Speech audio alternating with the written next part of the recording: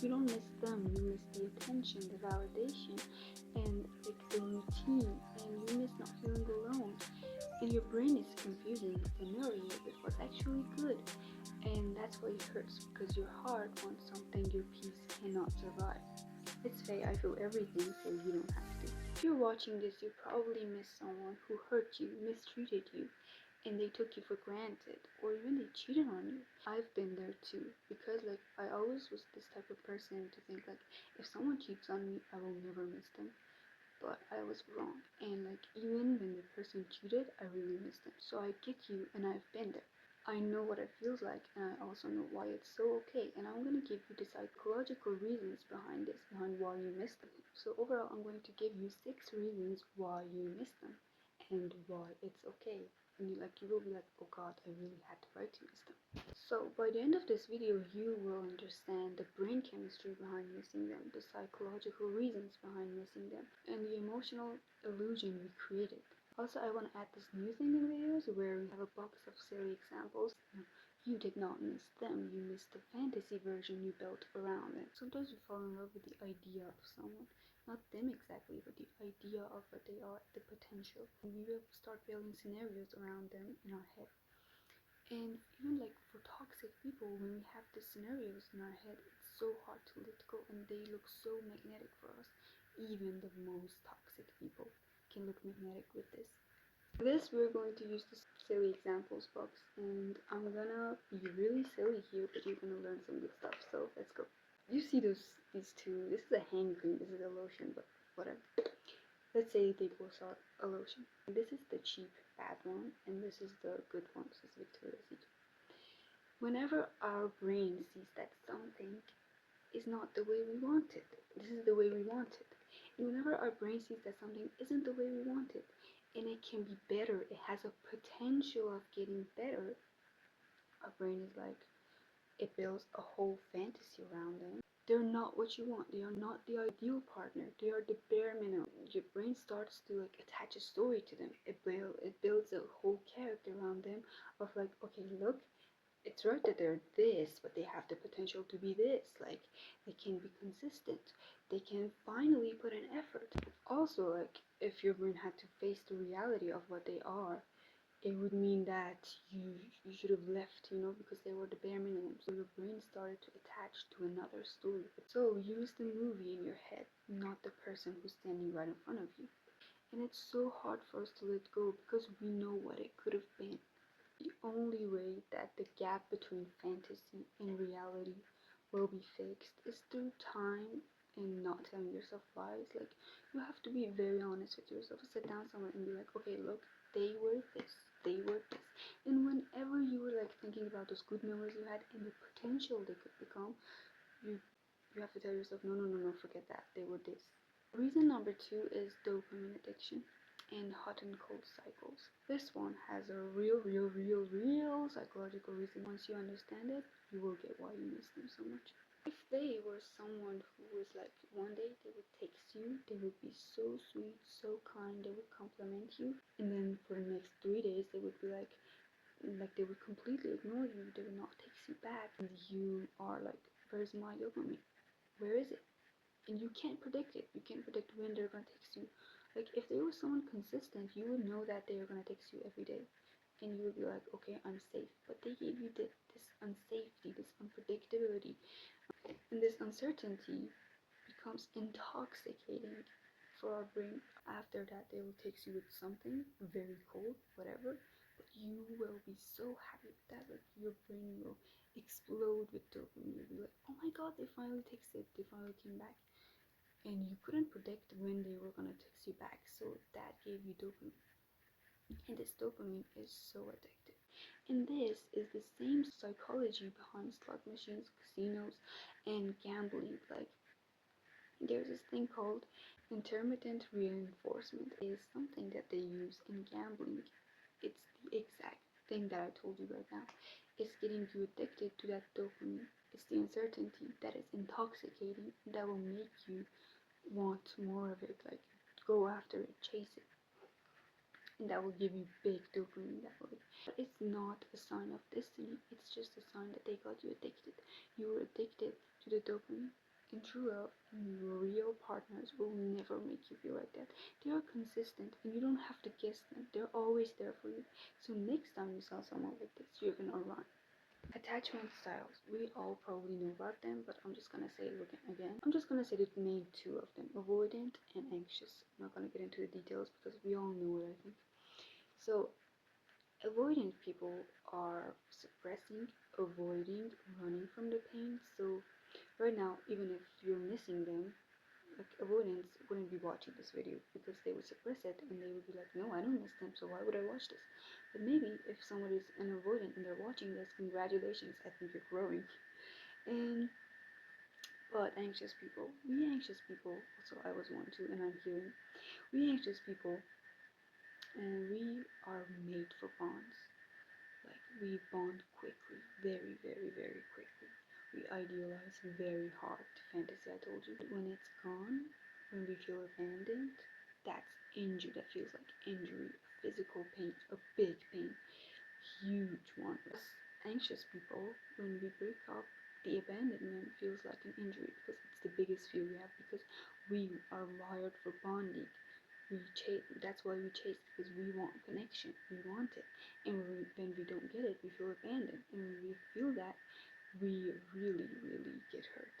And like the physical injury, in the physical. To anxious people, it's like people and connections are an oxygen, and when we lose that, we feel like we're drowning. There's no air to breathe.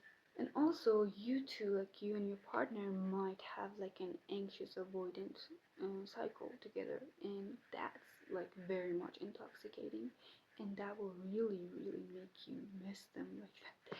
Because this is our avoidant attachment person, and this is our anxious attachment person. Avoidant people also want connection, but they can't handle it. Like when someone gets too close, especially the anxious attachment that wants connection, that craves connection, and they get super close in their nose, they run. So the avoidant runs. Okay, this is the avoidant running, and the anxious just falls apart. It just collapses.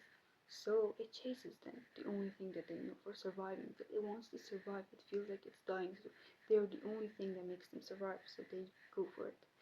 And now the anxious is going to chase the avoidant forever, and the avoidant is going to run forever. And this cycle will keep on and on and on and on. That is also one thing that can make you still miss them, because if you were an anxious or if you were an avoidant, you both really like get addicted to that cycle. When the relationship is over, you both fall apart, but one of you fall apart by suppressing it, and the other really fall apart. Okay, the next one is trauma bond. Trauma bond doesn't mean bonding over trauma. I'm gonna explain to you by these, okay? This is you, this is your toxic partner, okay? For whatever reason you're toxic.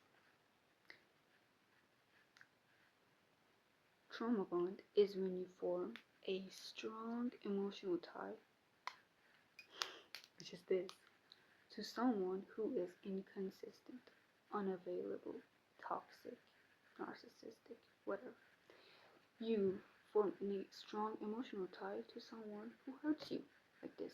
It's a repeated hurt. It always repeats. It's a mix of affection and withdrawal, a mix of affection and hurt. And your brain starts to link pain with affection. Like it will be like whenever there's hurt, there's affection.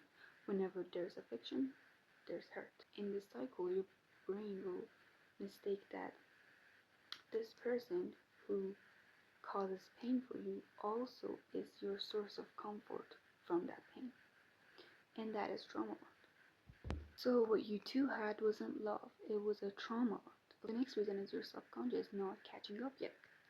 Okay, so let's say this. You were with this person who you texted every day.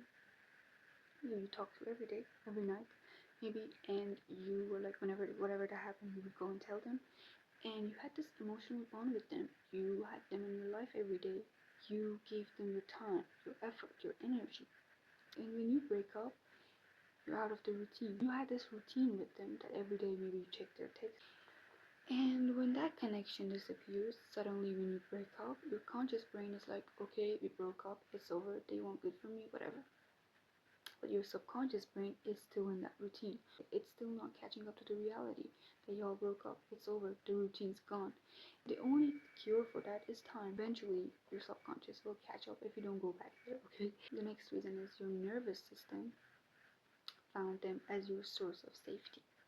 Even the most toxic partners, they will give you some moments of safety, intensity, love, validation, like good feelings, and even the most toxic ones, they're able to provide you that for even some short moments. And eventually, like your nervous system remembers that version of them, that consistent, kind, that validation, it remembers that part. And when it's over, because your nervous system still remembers that, it still craves that, it thinks that they're the same person, okay? It still wants that from them. It's not the whole story, it's not the person they were, it's just the first version they showed you, okay? It's just the version they showed you for a couple of short moments. What you should know is that do not mistake familiar with healthy. Don't mistake comfort for what is actually healthy, peaceful, and good for you. The first version they show you is not their final version. The final version is who they showed you they are, that inconsistent person. They are not. They're not those short moments you saw. No, they are the person who they showed you over and over and over again. And eventually, you have to let go of that. And your body is not asking for them. Your body is asking for the safety you felt with them. I told you all the reasons you could miss someone, but let me tell you also this. It is fucking okay to miss them, okay? This is so normal to miss them. Like, you are a human with a big heart, you put in effort, you invested in that, and you miss them. It's so normal. It's not that you're clingy, it's not that it's fake, it's not that you can't let go. No, it's just a part of outgrowing them.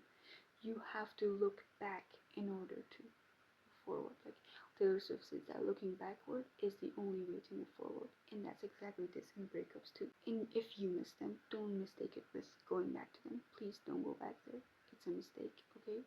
If they showed you who they are, if they were like that, and you miss them, that is not a good reason to go back to them. So as long as you don't go back to them, missing them is super okay, super normal, and also super healthy. That means you're a healthy person.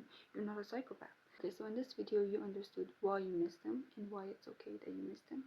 Now we told you the reasons behind that, and if you want to know how to actually get over them, outgrow them, and heal, that is in my last video I posted on my page in my YouTube channel. So you can just tap on my profile and you will go on my YouTube and you will see my last post, which is about how to get over a breakup, and that will help you really to get over that, and you will heal in real time and you will grow up, I assure you. I hope this video helped you, and if it did, subscribe my channel. Thanks for watching.